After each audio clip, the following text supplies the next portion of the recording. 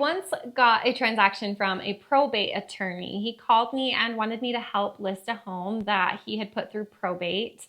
And the story was honestly heartbreaking. So as we were getting this home ready to list, the probate attorney was acting as the seller. So I was working directly with him. Now, the story is the husband and wife owned the property. The husband originally had owned the property, and his first wife, I don't know if they were divorced or if she passed away, but she was no longer in the picture. And he had 3 kids with this wife. He later remarried a woman from Italy. She had no children, and the kids were raised at this point. So while she took the kids in as her own, she never legally adopted them. Well, the husband passed away first, leaving everything he had to his wife. And as she lived in the home, she still had close connections with these kids, with the grandkids. They were a really tight-knit family.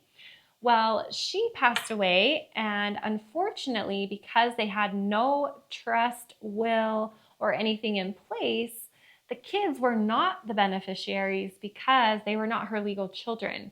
So as the home went through the probate process, they actually found a sister to this woman who lives in Italy that she hadn't spoken to in over 20 years. But because she was the closest relative to her, she became the beneficiary of all of the estate. And so these children that lost their father, lost their stepmother, they now were left with nothing because the home was never put into a trust or a will was never written.